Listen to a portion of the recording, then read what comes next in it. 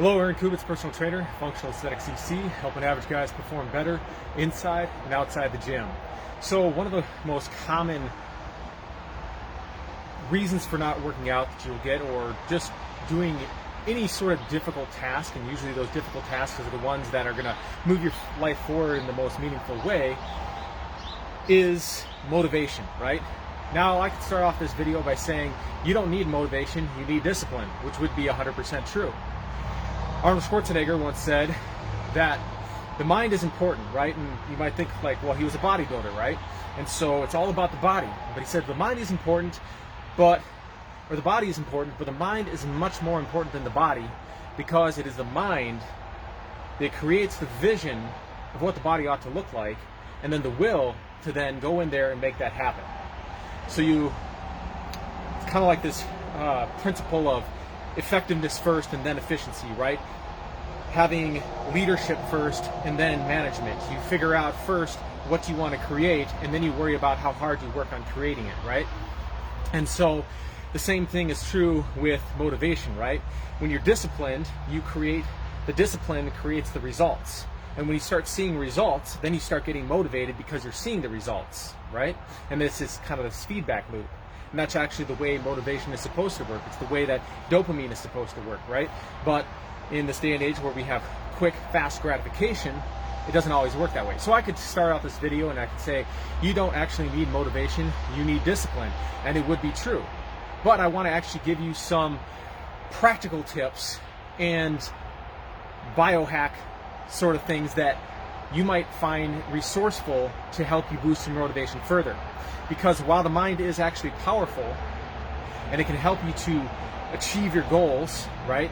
And you can will yourself to do things, sometimes to an extraordinary degree. Just look at David Goggins. He said, when you feel like you have to quit, you still got about 60% left in your tank, right? Or like Arnold Schwarzenegger said in the same way, he said that, the mind will quit a long time before the body actually needs to quit. So the trick is to make your mind work for you, right? But there does come a point, like I was talking about in one of my sleep videos from last week, where the body does need rest. It does need rejuvenation, right? And certain things that we've been doing throughout the day can either enhance or detract from our ability to accomplish things later on in the day. And so, the first thing I want to address, I want to start out first with some basic things, some things that you might have heard before, but I want to address those first. And then I'm going to finish off this video with some other rituals to help you get out of your head and into your body, which is typically the problem that is happening for most people who are working a desk job, or they sit all day in a truck driving around making deliveries and things like that. And so the first basic ones is create an environment that's going to be conducive to your success. You want to set up ahead of time. So for example, I'm going to start off first. If you have a job where you have to drive to an office, right? And then I'm going to talk about what do you do if you work from home, right? So if you have to drive to the office, lay out all your gym clothes ahead of time, right? The night before, okay? And then if let's say for example that you forgot to do that, or you got really busy, or you're super tired one day and you forgot to do all that stuff, right? So keep a extra change of gym clothes stashed somewhere in your office, right? So you don't have that excuse of, oh, I don't have anything to wear, I don't have the workout clothes, right? Maybe keep some protein bars or something like that, or some protein powder, or some sort of meal replacement thing too, if you got super busy and you didn't have a chance to get a healthy meal ahead of time. I'm going to talk about, the timing of food and the kind of food that you eat later on too, and how that could affect your motivation as well. But the other thing that you want to do is drive past the gym, right? Make it so that your route goes right past the gym. I'm going to get more into the details on that as well later on in the video too, other things that you might want to think about. But that could be some things that can help you to, get started with that, right? Now, what about if you work at home? Well, I actually think this is an even more ideal scenario, because then you can actually kind of, if you have a home gym, that's great, but you don't actually need a home gym, right? you can actually split up your workouts throughout the day. So for example, every hour, there's actually a book, it was called The Power of Full Engagement. And basically our brains work on this cycle of about 90 minutes, right? So every 90 minutes we'll be reaching this peak, and then we kind of decline, and then it builds back up to the peak of, because we're not a supercomputer, right? We just can't run all the time, right? And yet, sometimes when we work these 9-to-5 jobs where you have to be doing something all the time, regardless of whether or not there's always super urgent things to be done during that entire period of time, it's less effective. So if you're working from home, every hour or so, set a timer where you're going to be completely zoned in on what you're doing for an hour, and then do 20 air squats or something, right? Maybe do a couple push-ups, go downstairs, hang from a pull-up bar, do some pull-ups, do some qigong, do some deep breathing exercises. I'm going to talk about that later on in the video as well. If you do have a home gym, you can do what I do, is where I get up in the morning and I'll do some sort of breathing exercises, get myself awake, right? And then I'll maybe start off with a workout, do some stuff. If I'm super busy and I have to go do something else, I'll go do those other things. Then I'll take a break, later on when, I'm starting to not be as focused in what I'm working on mentally, and I'll go down and do a couple more sets of something. And what you ideally want to do is do it so that you're doing the same exercise, do several sets of the same exercise, so that you're not like having to warm up every single time you get back down there and you start working out again, right? So warm up, build up to a peak set of one exercise, and then the next time you take a break, do the same thing with another exercise, and you can spread out and your workout throughout the day. Not only does this allow you to get your exercise in, but it also makes you more productive as well, because you got all this blood and nutrients going to your brain, right? And you're less likely to feel like you have to snack on something because you're stressed out, right? You're getting that energy from physical movement, and you're going to be in a more positive mindset, more creative mindset to actually get more work done. So that's an ideal scenario, what I feel like is an ideal scenario to if you're working out from home, right? Okay. So the next thing would be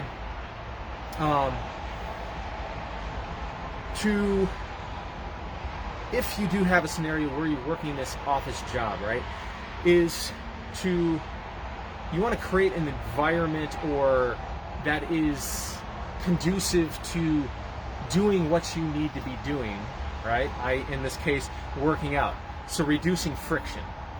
And so to achieve a flow state, you need to have a very clear idea of what you need to do. If you're confused about what you're supposed to be doing, right, you get to the end of the day and you don't have a clear idea of what the workout is that you're supposed to be doing, it can be very easy to throw in the towel, because you've just worked hard all day, your energy is low, and when you're at this lowest ebb, if there's any additional friction, you're not going to want to do that, right? But then the next thing is that once you get started, you want to forget about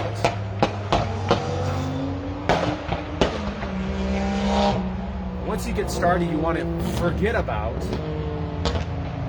the magnitude of the workout and everything that you have to do. Just start doing it, right? Because another thing that can completely kill your motivation to work out is contemplating how large the project is, right? And for me, this usually happens if I have some, project that I have to work on. I tend to be very perfectionistic. I like to do things to the nth degree in great detail, right? And so usually this is my kryptonite, because I won't start the project because I can't grasp the whole from beginning to end how it's going to look, and so I don't get started. And so recently what I've found is very helpful for me is to just start doing a very simple project, something maybe not even related to what the big project that I want to do, but maybe related to it, but the most simple part of that project, and just start doing it. And that builds the momentum. So the same thing with going to the gym. Once you've, on a weekday, on a weekend or something like that, or whatever day of the week or time of day when you have the most energy, figure out what you're going to do in your actual workout. And then when it comes time to work out, you have that, but you use it as a framework. But if you're not feeling motivated to do the workout, don't tell yourself, I have to do this whole perfect workout. Because at the end of the day, the best workout you do is the one you actually do. And so just start going, right? And if you've been sitting all day, it can take like 20 minutes of continuous movement before your body's like, okay, this is what we need to be doing, right? And this is another advantage of, even if you do have a job where you work somewhere, you know, like in an actual physical office where you have to drive to, getting up frequently to breathe, maybe do some air squats, doing some push-ups or whatever. You know, you do a set of push-ups, it takes you like 30 seconds to do it, right? Follow that up with some deep breathing or whatever. And just that physical movement frequently throughout the day can make it so that when you get to the end of the day and you're actually going to do a workout, you'll actually have more energy to do that workout, because you're going to be increasing metabolic rate. Oxygen is how you oxidize your fat, right? And when you're moving, you're releasing fatty acids from storage into your bloodstream, which your body can then use as energy, right? And so the more frequently you move throughout the day, the more likely you are going to be to have energy at the end of the day, right? But let's say that you didn't do any of that. Once you get to the gym, you're like, I don't have any energy. Always show up, right? If you don't, you feel like, I don't feel like I have any energy to work out, I'm going to skip the gym today. Still go to the gym, drive to the parking lot, sit in the parking lot, you know, take a couple deep breaths, transition your mind out of what you were doing for the day, focus on what you're planning on doing right now, get into focus mode, walk in the gym, grab your bag, change into your gym clothes, and just take one step at a time.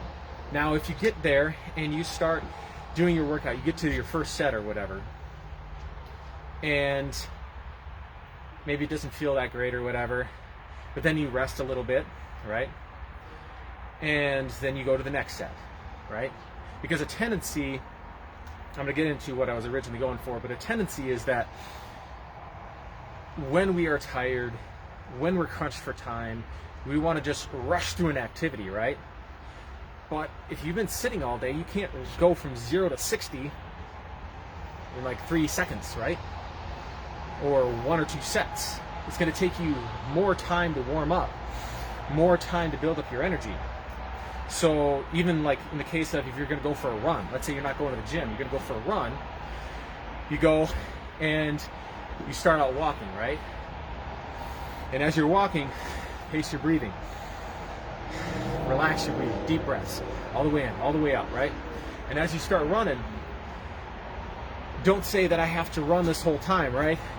Say as soon as like it starts feeling really like uncomfortable to do this, I'm just gonna stop and I'm gonna walk, right? Breathe deeply, regain your breath. You'll most likely feel another surge of energy and be like, okay, let's do this again. But if you stomp the foot down all the way down the floor of the accelerator and hold it down, you're not going to get as much done, right? So lower the expectations of what you need to get done and just start doing it. And go by how your energy is feeling as you're going, right? Get into that flow state. Think about like when you're, you know, winding up, like an airplane is winding up, right? Or it's taking off down the runway. It starts out slow, you're taxiing, right? You're building up that momentum, you're building up that speed, you hit the peak, and then you slide back down the other side. The same thing with your workout. Build up slow, gradually gain that momentum. But let's say if you do go to the gym and you're doing what I've subscribed here, but you don't have that energy, right? And you're just feeling like crap and you're like, yep, it was a bad day to show up. Well then good. That means that you tried it and you found out irrefutably that it was a bad idea to go and do that workout, right? So now you can maybe do some mobility work on some stretching or something, or just go home and relax. That'll be your rest day. You know, you don't have to have like, you should have structure, right? Like have that workout laid out how you want it. Have structured days. I'm going to work out on this day, I'm going to rest on this day and stuff. But if your workout day ends up being your rest day, turn your rest day into your workout day, right? And have a structure, but be able to flow within that structure as long as everything in the structure gets done. Okay, so the other thing that I was telling you at the beginning of the video that I wanted to cover here had to do with getting out of the head and into your body, right? It's really good when you're at work to be able to focus, right? And to get in the zone, right? But when you've been in a zone for hours and hours and hours, you tend to become a disembodied head. Your energy's all up in your head, and you're disconnected from your body, right? So what you want to do is do something that a mentor of mine shared with me, and I've shared some of the stuff in some prior videos to a certain extent, and there's many different variations of how to do this. But the first thing is to start with breathing, right? Breathing through breath work, you're able to switch from one state to another, right? And the breath is how you can get into the body. You relax yourself, you focus on what you're trying to do, and then you gradually ramp it up, right? And so I'm going to demonstrate here, and this is why I've been doing this video outside, because I wanted to demonstrate how this would look, right? Because it's harder to, talk about it and have people visualize it if you've never seen it, right? So starting off, you get in that basic kind of like Qigong pose. Almost like a horse stance, but not quite. You're just outside shoulder width apart, you got a slight bend in your knees, your weight is centered through the midfoot / balls of your feet, right?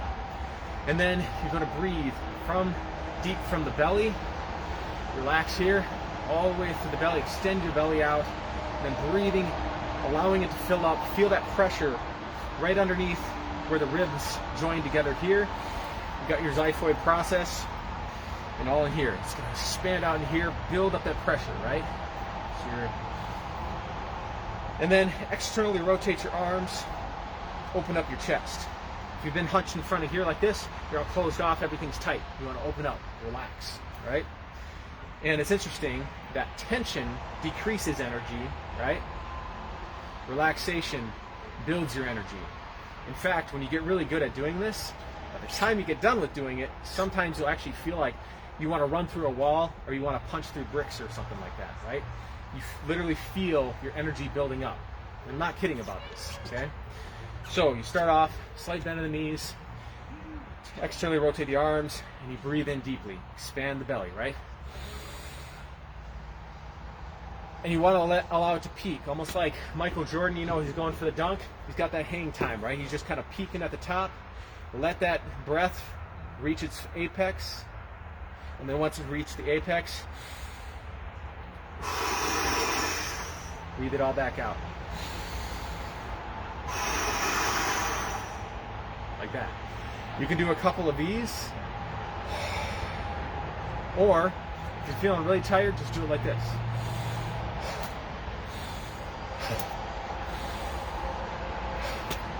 And go at whatever pace feels natural for you. Don't rush it. Allow your lungs to fully expand and fully exhale. Okay? So you're going to do a couple cycles of this. And a good way to know of when you should end the cycle is when it stops feeling like when your lungs are getting tired, right? When it's feeling like I'm not getting any more alert from doing this. It's feeling a little bit redundant, it's feeling a little bit repetitive, right? And this is why it's more important the intent of how you're doing it than how many cycles or how many repetitions you're doing of it, right? You want to be very relaxed. Okay? So after you've done that, the next stage is you can bend down, right? You're going to hang down, taking a deep breath, and then either hold it as you go down or exhale it. It really depends on, try it both ways, whichever one feels the best. So hands behind the head. And I would actually invite you to hold your breath the first time you do it, right? So you're hanging down. And then when you feel the urge to expel the breath, expel it while you're still hanging down, and then inhale as deeply as you can. Exhale, inhale, exhale. Full deep breaths just like you did in a standing position. Maybe do that 5 to 6 times, maybe more if it's feeling good. And then once you finish that, you're going to get nice and loose. Stand up like this.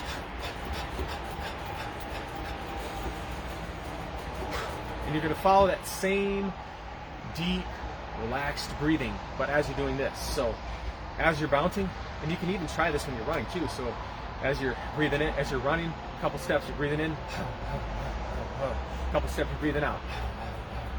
just like that, right? So when you're bouncing up and down, breathe it in, now exhale.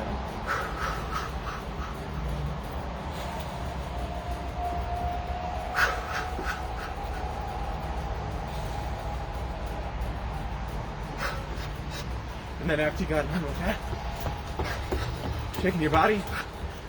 And when you shake your body, don't do it in any particular pattern or rhythm. Be chaotic. And then you can pick up your feet too.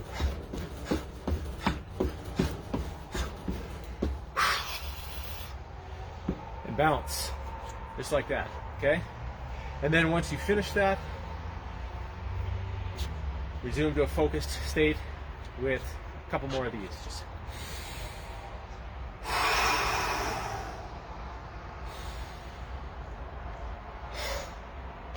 by the time you get done with that, you're not only going to have energy, but it's going to be focused energy. You take this caffeine and all this kind of stuff, you feel energized, but you feel like kind of chaotic and like, it's all over the place, right?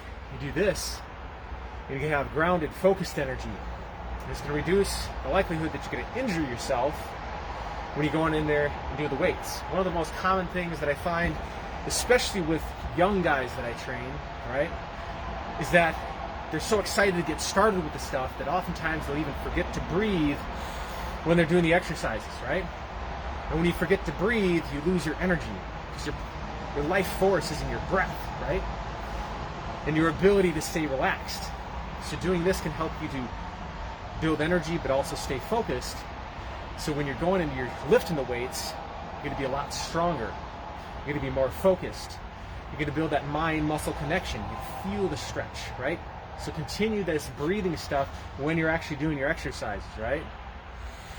Relaxed breaths. Inhale. When you're doing your squat, Valsalva maneuver, right? Fully inhale it in, and as you hold it in,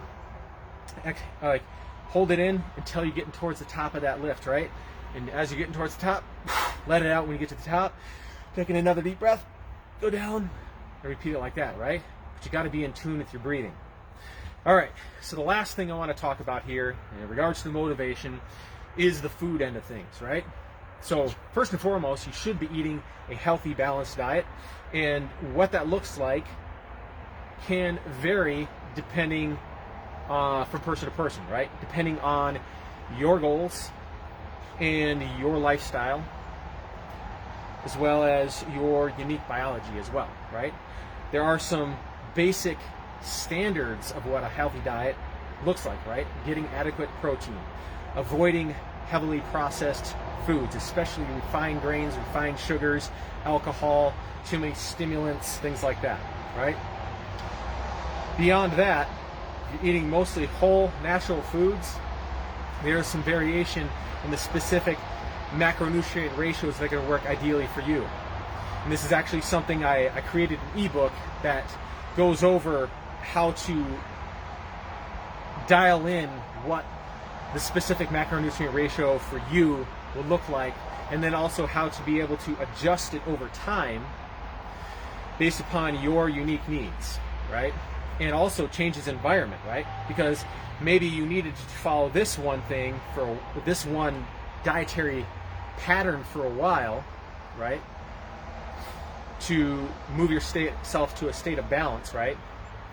If you're really out of balance this way, sometimes you have to go to the other extreme to bring yourself closer to this balance.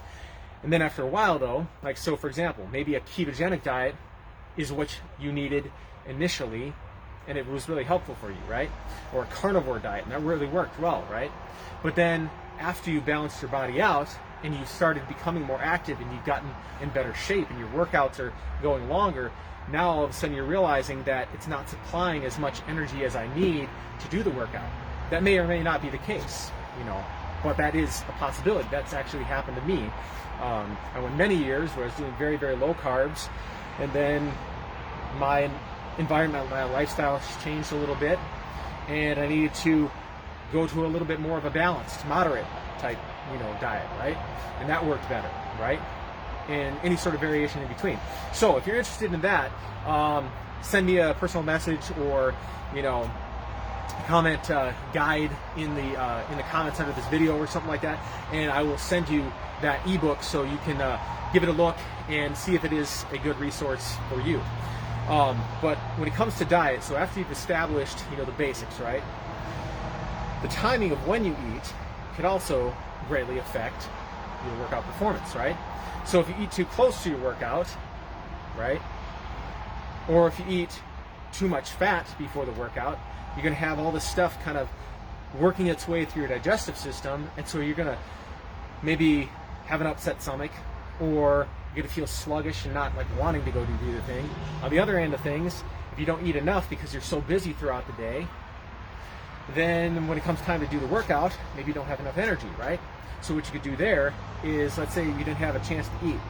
Now, if this is something that consistently happens, you might want to adopt a sort of intermittent fasting, OMAD sort of a protocol, and adopt also maybe a higher fat sort of diet, so you can become more fat adapted and you can last longer between meals. This is actually something I did for many years, and I would be doing lots of manual labor, but I was so busy I didn't have a chance to eat at regular intervals, right? So it wasn't conducive to a bodybuilding sort of protocol.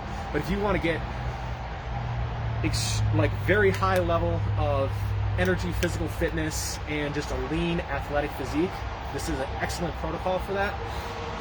And so you basically do an OMAD sort of diet, but making sure that it's a little bit higher, more fat-based, so that you aren't riding the blood sugar highs and lows, right? Because if you do a 1 meal a day or intermittent fasting protocol, and most of what you're eating is a lot of carbohydrates, or especially refined carbohydrates. Carbohydrates are a short-term fuel source, right? They're high octane, they're good for high intensity exercise, but you go through them quickly, right? And what I found is that 3 hours into my shift, I was dying when I was eating the typical high protein, moderate carb, low fat bodybuilding diet, which was the standard back when I started doing this stuff, right? And so when I shifted to eating stuff like whole eggs and salmon and avocados and olive oil, you know, mixed with stuff and everything like that, and vegetables and everything that stabilized my blood sugar, I was able to derive much more energy out of my food and go the distance, right? Now, if you're in an office job, maybe having small little meals, snacking throughout the day, so that you're not overloading the digestive system at any one point, and you're keeping the fuel, the glucose going for the brain and stuff like that, that might work well for you as well. But you got to find out what works for you, okay? So, it's a couple things to just give you some food for thought, for helping you build that motivation. At the end of the day, when you work out, or the best workout you do is the one you actually do, right? And having the discipline to create the structure to make what you need to do happen is what is ultimately going to influence whether or not you achieve your goal, right? Discipline is more important than motivation. However, there are things that you can do to make it easier for you to have the motivation and to go and do the things, right? Because you can have all the motivation in the world, you can have all the willpower in the world, but if you haven't prepared adequately, you're not going to perform adequately, right? And I know this because I had, you know, times when it's like your body would physically shut down because you ran out of fuel, right? You would literally get to the point where your mind felt completely clear, but you get to the point where the muscles wouldn't contract because they are so depleted of glycogen from a low carbohydrate diet and a high volume of endurance work and high volume bodybuilding training over a period of time, that you just get to the point where it's just like the muscles, you couldn't even do it, even if you wanted to, no matter how hard you tried. So there is that factor. But this has been a little bit of a long video. Hopefully you found some value. If you did, hit the like button, share it with somebody that could use a little motivation, and we'll see you all in the next video.